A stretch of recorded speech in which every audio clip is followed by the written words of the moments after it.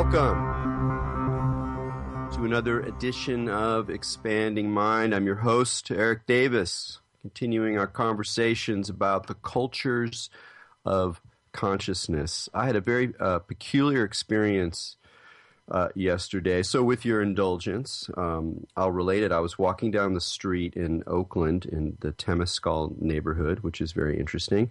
And I passed this bookshop I go into called Free Books, Libre Libros or something like that. And they're not free, but they're inexpensive and excellent. And right out in front of the store, there was a dude lying on the ground, a homeless guy. And he was, doing that kind of round, kind of half understood speech thing. And as I passed, it was noticeably violent. He was like, "Well, am I going to cut his legs? I'm going to cut him. I'm going to cut this guy." And then I turned around and looked, and he was actually holding a knife. So he was kind of like spinning a knife on the pavement. And there was a woman behind me, and she passed, and as soon as she passed, he changed the gender to her, so he was clearly responding to his immediate field, and he had this knife. And I had a couple of double takes to make sure nothing was happening or whatever, and it was the knife was really weird because it was sort of flashing in the sunlight, so it wasn't just an object, it was also this kind of radiant slice of my experience. And then I noticed that there were these two guys in front of me who were kind of pointing at me and looking at me, and it turned out that they were looking at me, looking at him.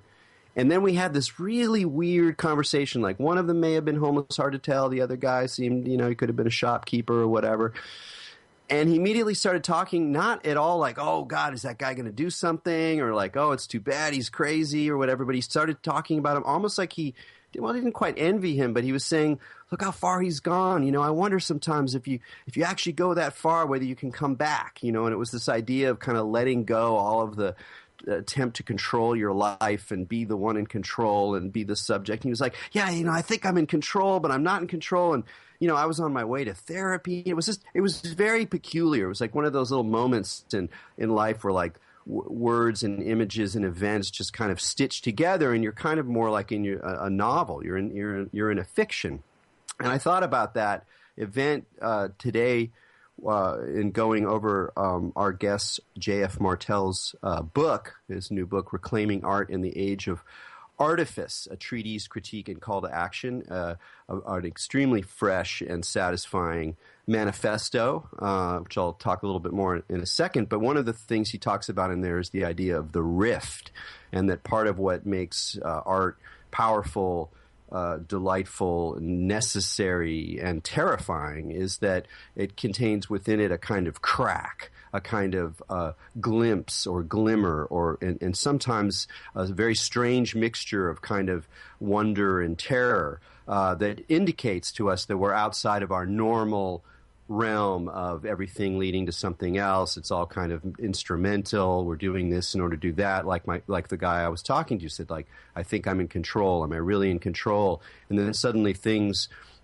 erupt out of an artwork, out of a dream, in the surface of the everyday, and there's a glimmer and a glimpse of some different order, something that's chaotic but also full of meaning, that's something that seems bizarre but also more real than the reality that we normally experience. And so it really struck me how both close and often distant these kinds of experiences can be as we sort of surf through our postmodern lives. And it reminded me, even at the time, of another experience that is something else that JF talks about in the book, which is when you see mistakes in art. And he's talking about the difference between a classic in the good sense and a masterwork, where in a masterwork, the artist is totally in control of their material. Everything is perfect. Everything is excellent. Everything is the best it can be. But there's often a kind of airlessness about it, a little bit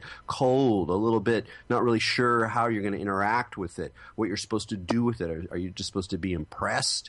What do you do? And then he compares that to the classic, which is a sort of endlessly bounteous work where no matter how many times you read it and and go back to it, and there's more to say, there's more to recognize, there's more to resonate with. But a lot of these works actually have a lot of flaws in them. They're awkward parts, there's mistakes, there's what in film you call continuity errors. And I had seen one just the night, a couple nights before. I rewatched The Treasure of the Sierra Madre, an excellent John Huston film with Humphrey Bogart playing a particularly disturbing character. And there's one scene where there's just the camera's panning, and you can see that they kind of blew it, and they left there's a shack right next to the area where they're shooting, which is supposed to be the middle of nowhere. And, it's just there for a second. And it's strange how those kind of, rather than throwing you out of those, of the kind of trance of the film, the narrative trance, depending on the film, in a great film like this film, it actually kind of somehow folds it back in a weird way, as if you're like even closer to the experience of the character or the artistry of Bogart's performance in this work of popular cinema that nonetheless crosses over into a certain kind of aesthetic beauty. So, with our quest for the rift, we'll proceed to the conversation. But before bringing on JF's, we'll introduce, of course, our co-host here in Expanding Mind, Maja Daou. Hey, Maja. Hi, Eric. Have you experienced any rifts lately? I feel like that happens on a daily basis. But yeah, it's true. I feel very much in agreement with you with how that kind of terrifying purpose of art can kind of, reveal those rifts, those little knife slits in reality. And I think, like you said, it's the realization that things are not what you think they are. Like, people think they're, if they just do this, everything will be cool. But then they see something where they're like, oh, that's not anything like I would think I could be or that should be. And then they have this kind of like existential dilemma. I think art is really good for progenerating existential dilemmas that cause our brains to think we don't know everything there is to know. Exactly, and it's precisely that encounter with kind of the excess and the unknown that JF is getting to in reclaiming art in the Age of Artifice. So with no further ado, JF, welcome to Expanding Mind. We got you? Oh, hello. There we go. Hello. Hey there. Sorry, hey. There's usually a little gremlins at the beginning of the call. So, thanks for joining us on Expanding Mind. Congratulations, reclaiming art in the Age of Artifice. I think it's just about hitting right now, and it's sort of rare to encounter a manifesto these days. It's kind of an old school form, and reading your book.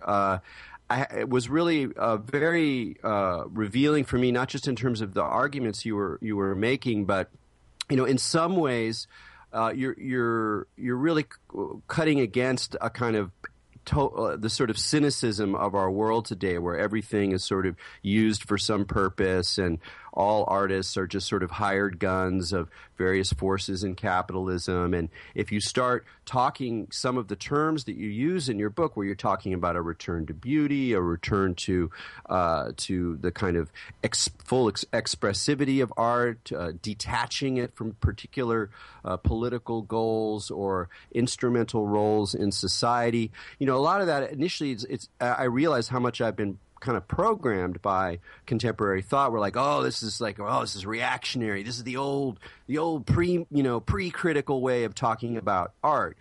But actually, you make it. All of these things are reframed and brought into the now. It's an extremely fresh response. Very.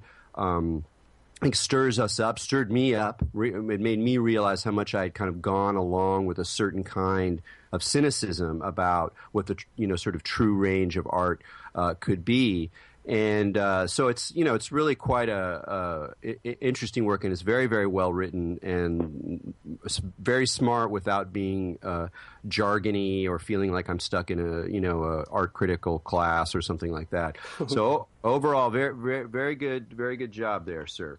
Thank you very much. Thanks. Well, I realize that it's it's a work of kind of hopeless romanticism, perhaps, but it's meant to inspire, I guess, in the end.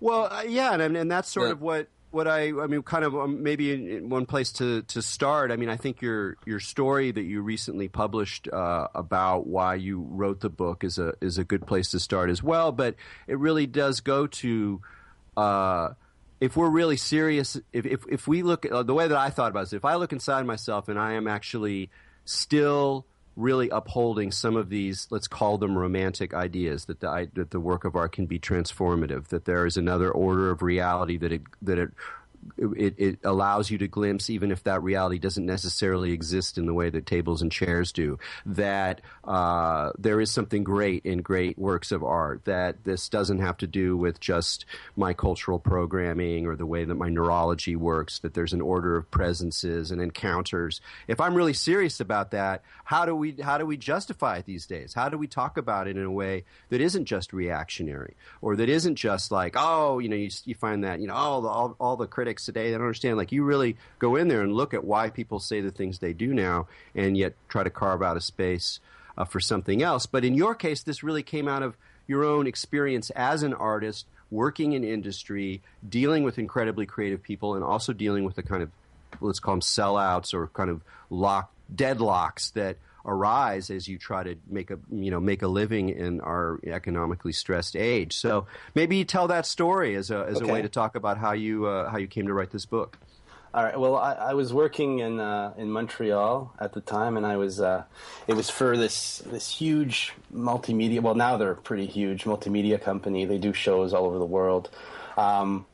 I don't want to name it because I still have friends there and stuff, and I have nothing against the company or the people there who are incredibly creative, smart people. But we were working on this one contract that involved developing folklore for a gated community in the South. That's basically in the U.S. So basically, we were taking the names off the geological survey map of the area where this community was built, which was in the middle of nowhere, and we were making up characters and a history and a sense of belonging for the people who would live there. And this spectacle, or this kind of mythos, I guess, would have been projected on the square, the kind of town square of this little community. And it was in working on that project that I realized that the aesthetic. I realize how prevalent art is today, how aesthetic images surround us. We're kind of drowning in them, and at the same time, how this use of them seems to go against what I experience when I read a great novel or watch a great film. There seems to be a categorically different intention behind it, and therefore a different result. So I'm kind of like putting that project that I worked on in the same category as I would like a Coca-Cola commercial or that sort of thing. The use of aesthetics to deliver ideas or to influence taste, as opposed to the use of aesthetics to kind of free up the mind and have you realize how strange life is, and how you can't reduce anything. Yeah.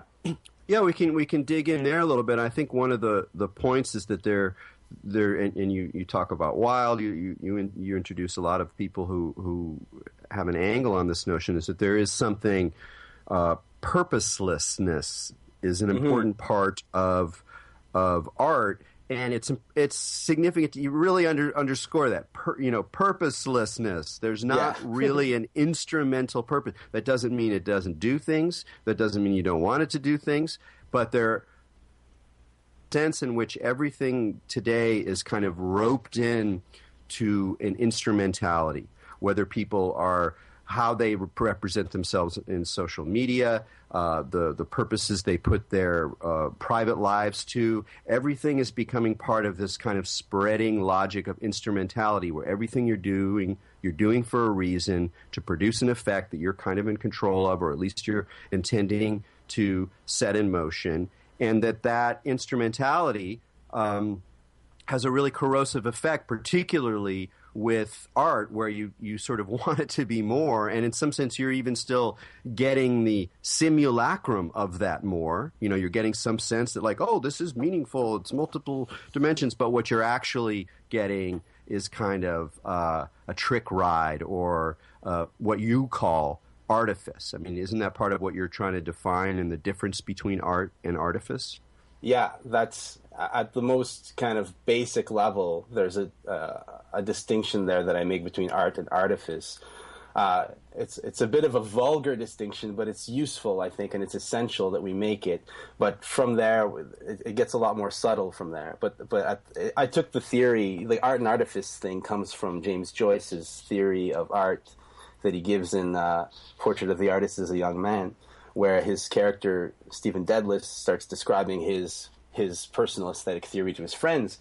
And he talks about how art, there's proper art and there's improper art. And what's the difference? Well, he says improper art tries to get you to feel a predetermined emotion and ultimately has a kind of physiological goal to kind of hit the reptilian brain, let's say, like to really ignite a very specific desire. It presents to you an object which you are then manipulated into either being attracted to or being repelled by.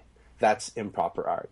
Proper art presents to you an object which exists in this weird zone between repulsion and attraction, where you have your own singularity, your own individuality is as determining of your reaction to it as the presentation of the thing is itself. Does that make any sense? Yeah. Yeah. I mean, one of the phrases you use is that art is involved in our own capacity to be affected, and that seems to me a really key aspect of it as well. Is that the more that the thing is like an advertisement, so the advertisement, like my wife doesn't really like watching films very much, and one of the reasons is that she often feels really manipulated, and she's almost this kind of naive subject where she can watch a McDonald's commercial and start to kind of tear up because she's just really affected by those kind of manipulative moves that we then, as more sophisticated watchers, learn to look at ironically, like, oh, they're just trying to manipulate us or whatever.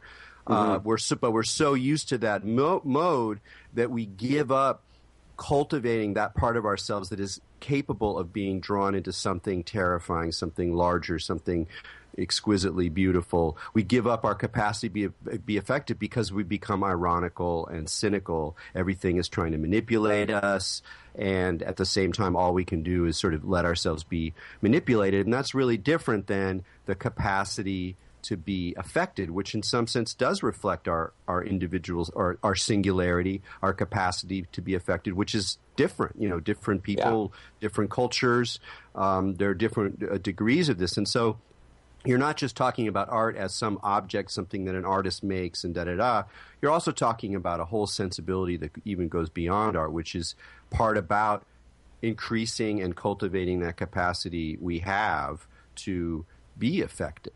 I think the capacity to be affected is the great, our great loss. We've lost it, and it's probably our greatest loss since the wars and the disaster that was the first half of the 20th century. I think, and J.G. Ballard talked about this. He described it as a death of affect, and Deleuze, who's probably my favorite philosopher, the one I keep going back to anyways, he talked towards the end of his career, kept talking about how we need to believe in this world. We've ceased to believe in this world. And I don't think that any change is possible until we develop some kind of modality that allows us to re-engage with something bigger than us, something that is larger, more expansive, that is unknowable, maybe impossible to articulate. And that whole aspect of reality that in the book I refer to as the real, I believe I use a capital R, I can't remember now, but with the real, that whole aspect of reality is kind of exactly what our culture tries to blind us to and to close us, to hem us off from, So to be affected, we need to protect ourselves because we're constantly bombarded with these aesthetic images that try to manipulate us. So it's hard to go around, weeping at every McDonald's commercial, which I'm the same. I get affected by anything I watch, so I avoid a lot of it.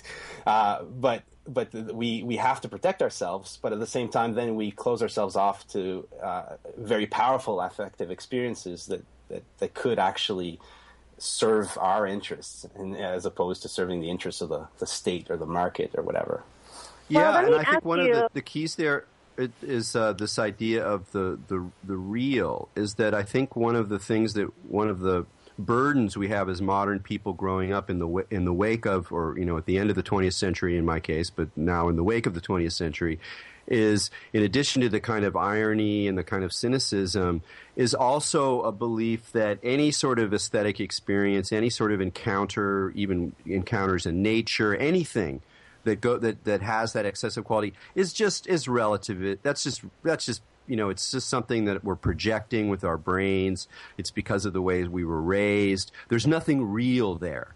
And part of, I think, the move that you make, and that a lot of philosophers are making in a lot of different ways, and not necessarily ones who are as interested in resurrecting older symbolic forms of experience as you are, but that there is this turn towards the real, and that we can't let go, of the notion that we have a capacity to encounter the real. It's not the same thing as understanding how reality works rationally. It's not the same thing as what science gives us information of. Well, we now know that, the planets aren't gods, they're just these rocks. That's what reality is. It's like, no, that's not the kind of reality that we're talking about. We're talking about something more expressive, more experiential, but also still with this element of the unknown, of the weird, of the peculiar, of the ungraspable.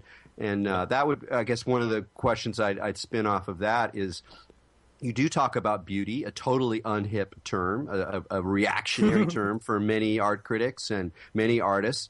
But you talk about it in a particular way that isn't just the sort of typical idea of beauty that we get in fashion magazines or whatever. So I think that your idea of beauty partly gets us to this idea of the real and the weird that's just lurking around the corner.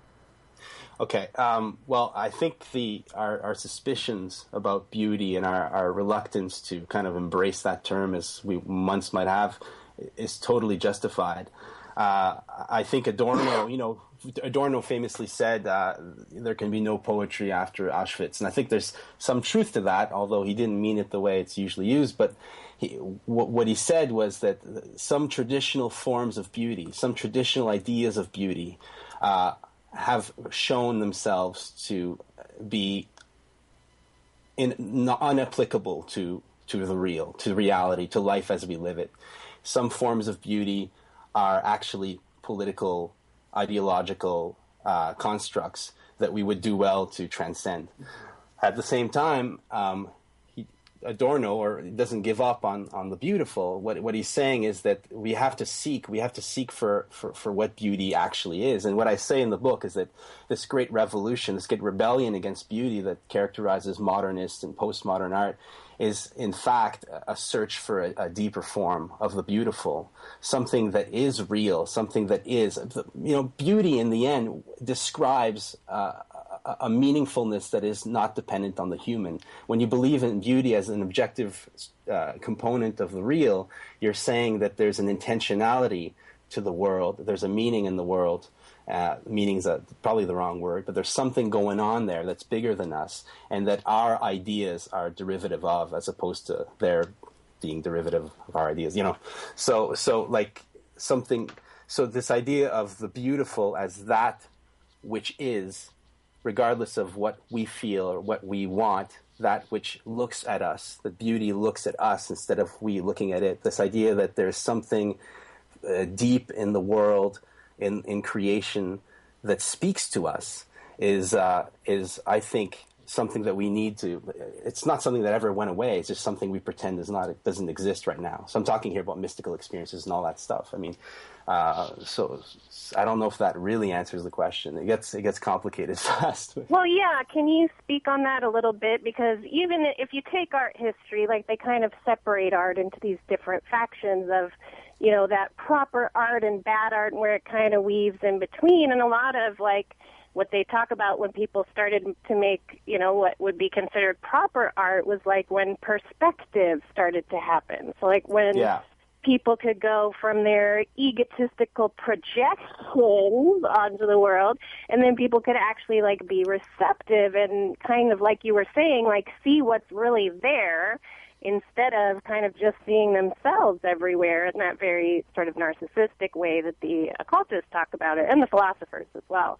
So did you, like, in your review of some of these concepts of, like, those larger objective perspective art, did you come across techniques that some of these artists would use? Like, did you find they would just straight use mystical techniques to do it, or what? Did you find any difference between, like, the activities of the artist between the sort of ego art and the proper art?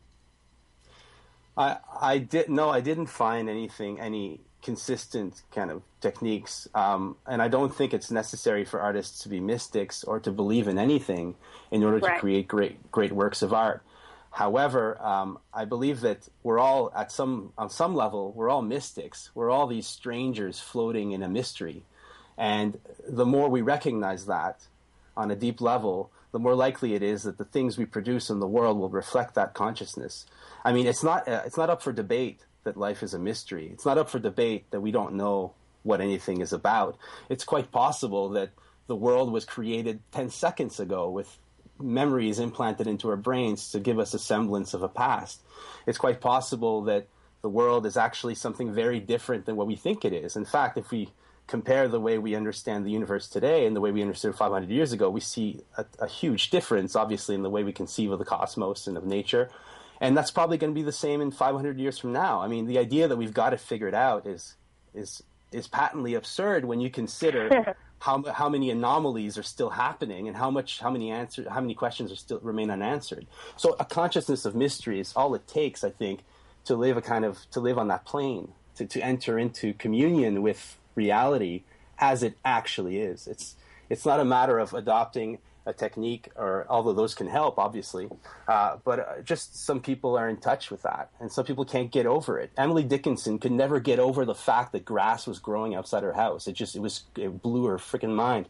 And whenever she sat down, she'd write about grass or trees or birds like they were these weird, bizarre monsters. You know, she couldn't get over the fact of existence. There's this joyful, terrible engagement with the mystery of things that I think is at the core of most great artists' work.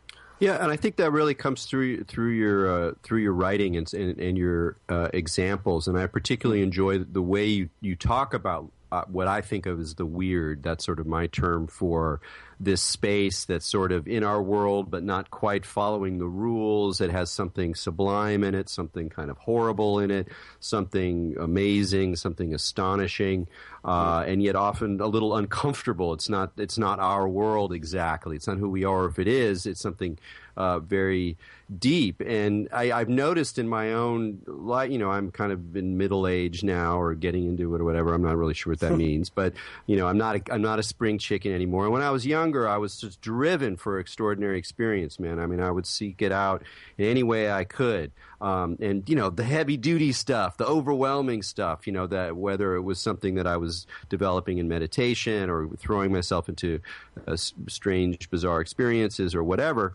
And I found, to my kind of delight and amazement, that even though in many ways my life is a little bit more staid, I'm doing a lot of work, I kind of, I spend a lot of time at home, my actual experience of the world is way more marvelous and weird than it was when I was much more aggressive about seeking out these experiences, because there's a kind of weirdness just to immanence itself, just to the continued existence of things as such, through the wind, the grass, the car sounds, noise, just the experience of sound alone, is kind of extraordinary. And so I find that I experience art in a very, very different way, different way, much more aware of textures and context and particular opportunities, the encounter. That's one of the words that I think that you use too a lot, that I think is a really good way to get into this mind frame without worrying too much about what it means, what does it say about the nature of reality. It's just to say, look,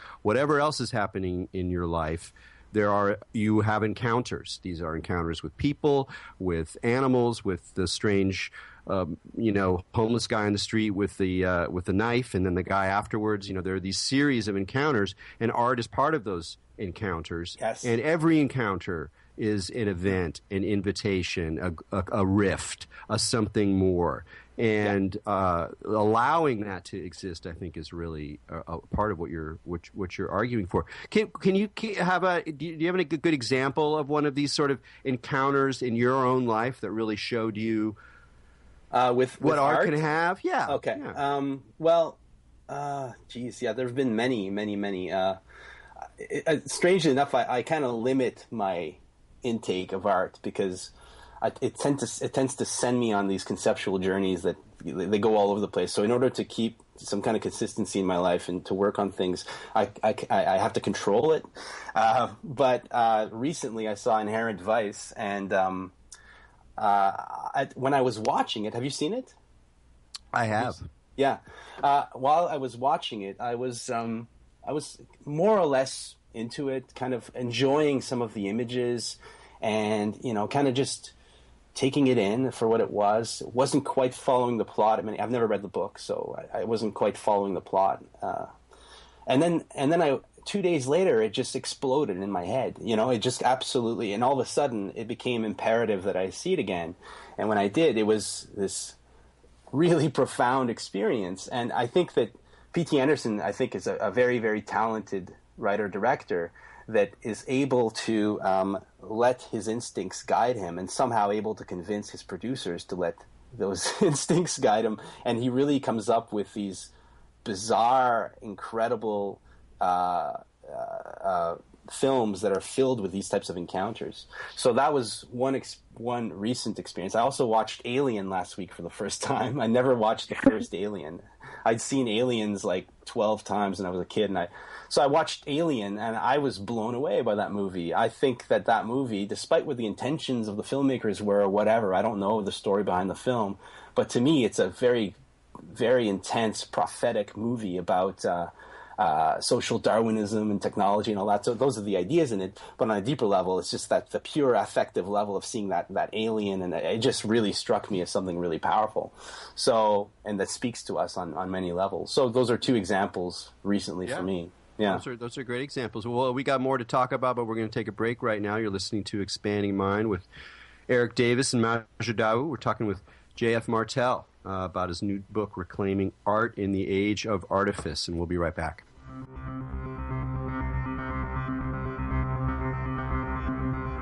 Welcome back to Expanding Mind on the Progressive Radio Network.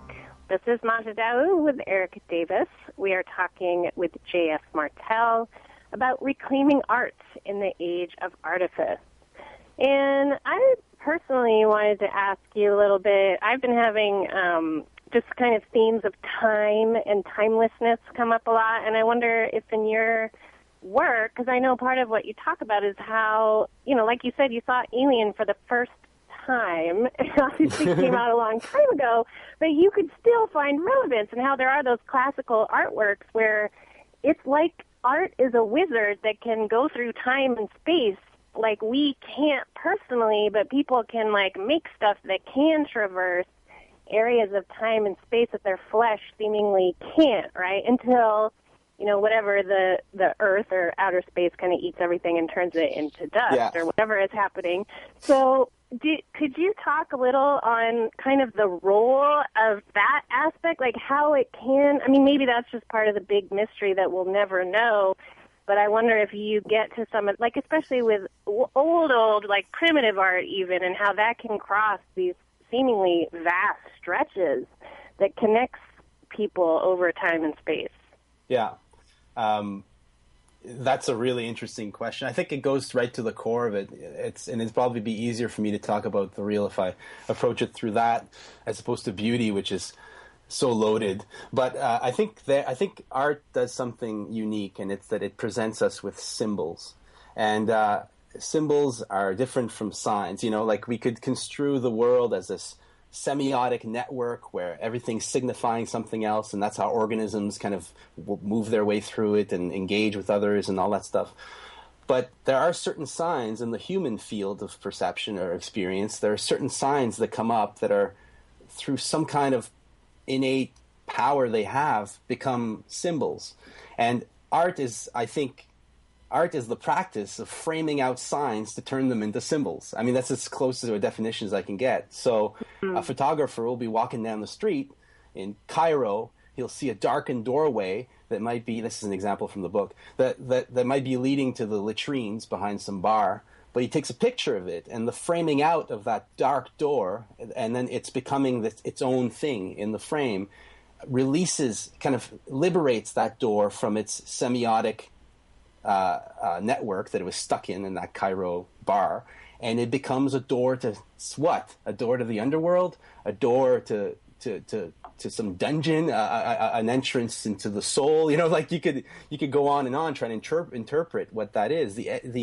The enigmatic and ambiguous nature of artistic objects is an essential part of the power they hold, and that's what makes them so powerful, and it's what enables us to reinterpret them again and again and again through the ages. You know, like you can get as much from Hamlet today as you ever could, probably maybe more. You know, so these things they're inexhaustible wells of meaning in a certain sense. You can reinterpret them again and again.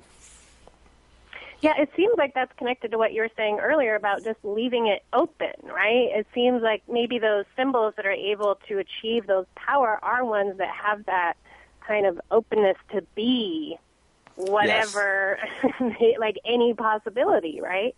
Yeah, I'm using the word symbol in the sense that Jung developed, which is signs that point us to aspects of reality that remain unconscious. Right, so symbols are things that connect us with things we don't know and cannot know. We can't know them. So the moon, as a symbol, connects us to all these other energies and themes and stuff that are interconnected in some way, but we don't know what they're all pointing to. So, you know, the old associations of the moon with the tides and the ocean and water and all that stuff. There's a kind of logic to it that's beyond our understanding. It's not something we can just explain, and that's why these things are so powerful. And that's why they mean new things for each generation. Yeah, and it also seems that we got that for the symbols to stay alive, they have to open out and change as well. I mean, things that were probably very richly symbolic for earlier cultures now are almost kitschy because some of those associations, like with the moon with women, yeah. You know, it's like, well, obviously there's this tremendous lunar rhythm that's implied in menstruation, and you know. I mean, you can keep going. It totally makes sense, and yet to just sort of go, oh yes, well, it's a moon, it's a female symbol in a way, and that's kitschy. So there's an interesting balance where there are some of those old resonances they're never going to go away, and yet to not just reduce that to a kitschy sign, they also have to be renovated. And I think one of the ways they get renewed today, in particular, is to like. Open up the possibility of the symbol farther and farther into the cosmos, which is also a chaos. You know, it seems to me that part of what's happening now is that for symbols to live, they can't just be from the history of human culture, from you know, the way humans think, the way that we have told stories to each other for millennia. They also have to have a 1 foot, to use an anthropomorphic metaphor, 1 foot in the inhuman cosmos, that which is outside of us, because it's that outsideness that's also real that gets it going, that gets the agency or the action kind of going in the event. The danger of using the term symbol at all is that it brings up that terrible possibility of reducing symbols to these kind of like alchemical signs that we can know and we can describe, like a dictionary of symbols kind of approach. And that's the symbol in the book. I try to distance myself from that by saying the symbol's always an event. It's always unique. It's always happening now. It's like the flash of lightning. It's not something that you can put in a dictionary and say, oh, the moon equals women, you know, like that type of, the associations have been there and maybe there still in some way, but they always point to something that's not known, something outside, like just like you said, something outside the human precinct, something that we can't get at semiotically or directly. We have to be oblique. We have to invoke it or evoke it through. Well, yeah, the original story of the word symbol was, I don't know if you guys know it, but it was Mercury or Hermes, and he was like walking down a beach, and he was like, God, I wish I could like make some music right now. He was like, I really feel like making some music. So he's walking along the beach, and then this empty turtle shell washes up on the beach, and he goes, aha, and he like points at it, and he goes, symbol, and then he starts playing it like a drum. Oh yeah, I didn't know that story. So it was like unique to that moment. It was, he needed a thing, and then the thing was there. So what he wanted inside was on the outside. So you're right. It's like it's in that moment only. There's some kind of tie there. Yeah. Well, go ahead. Well, the word symbol in Greek is etymologically the original. It's like half of something, or like the word symbol was used, I believe, for the seal that a messenger would bring, and he'd connect it with another seal to prove that he came from the right, to kind of officiate a letter or officialize a letter. So there's the idea that the symbol is only a half of something, that there's something missing in it. It's pointing us towards something we don't know about. One of the points you make in the book is that you're returning to art from the world of artifice, that in some sense art has to be decoupled from explicit sort of political agenda, from what we would think of as at the extreme of propaganda. You use propaganda and on the one hand and pornography on the other as an example of the kind of debasement of aesthetics as they get linked to very instrumental kinds of needs. Now, of course, in our world today, that you can't escape, in the broader sense, politics, also always in the narrow sense as well, but certainly, many of the issues and concerns that people have, people feel that the idea that there was some kind of time and space in their lives when they can just have aesthetic experiences that are outside of all of these crushing concerns that we're facing.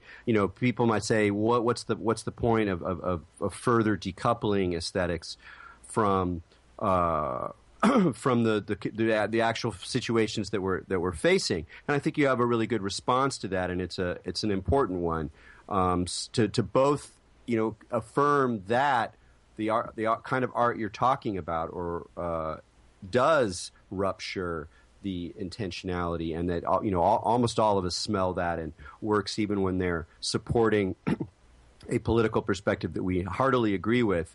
If it's too close, you're like, and even if it's sort of not that close, but you can tell that it was all designed just to really put forward that idea, there's sort of a weird, there's often a kind of deflation to it. Not always, but sometimes.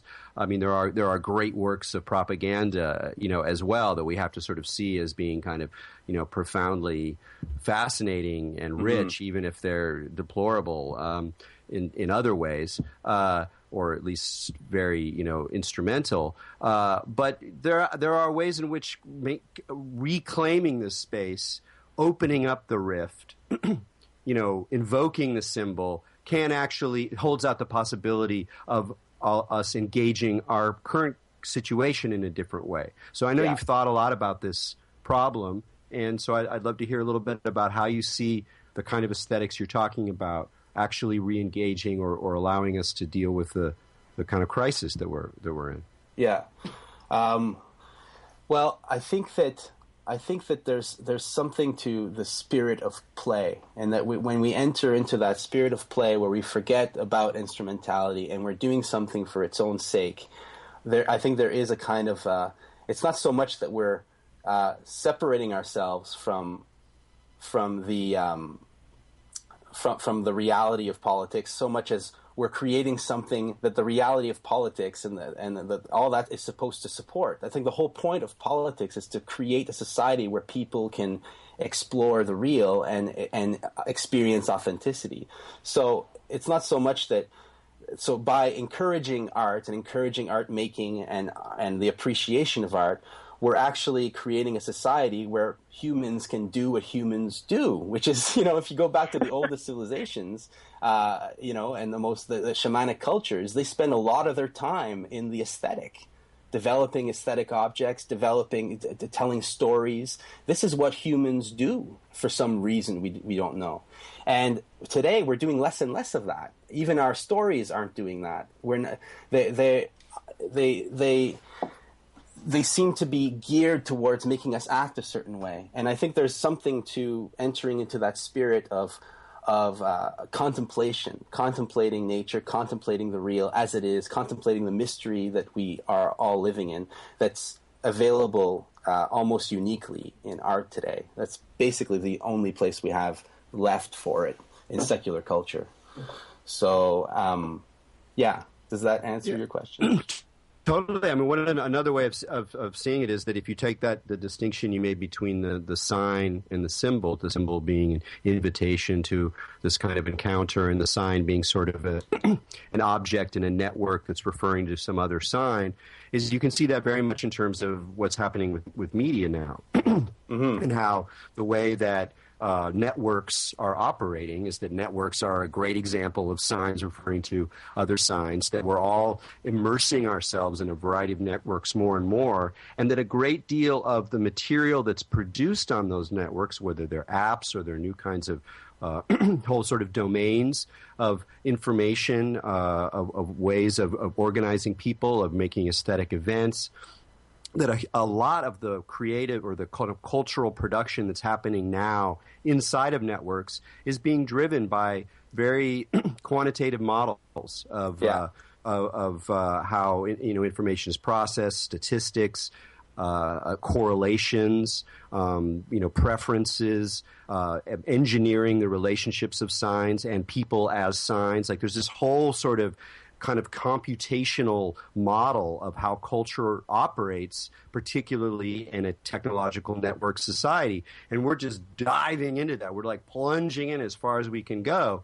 And I think what you're offering us or reminding us is that in art, and I think also in personal experience, but that's in a way a different topic. But in both of these things, there are opportunities. There are ways of setting oneself up and in relationship to others too. These are expressive acts. They're not just something that I do off on my own, where you rupture those networks.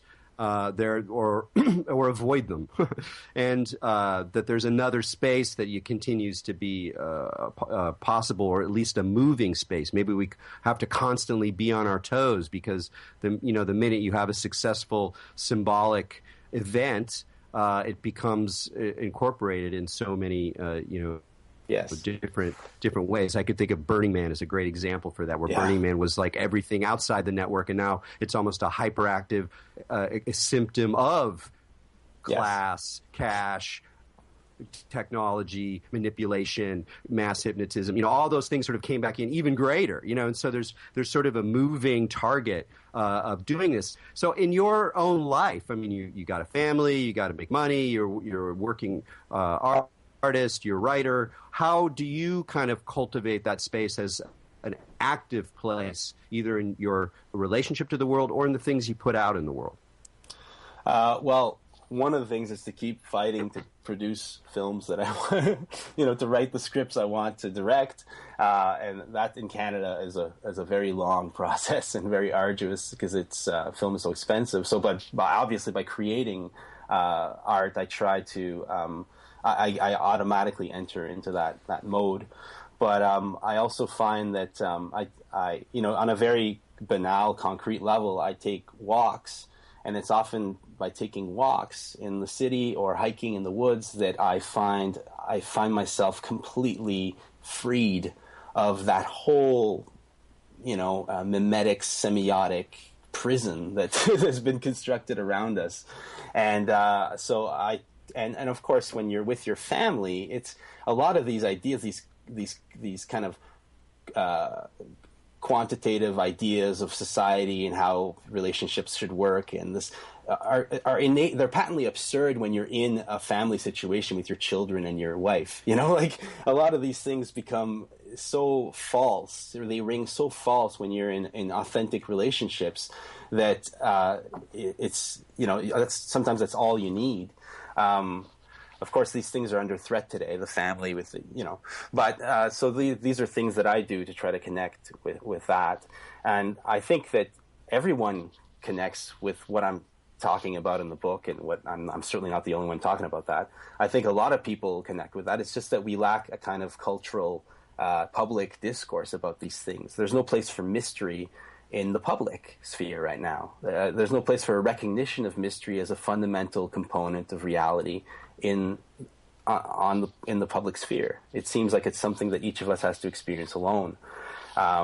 And I think that art is a way, and recognizing those works of art that call us to that is one way of rekindling that type of communal dimension, Yeah, and I think one of the features of it is that it allows us to do that without, for the most part, getting involved with the problems of religion.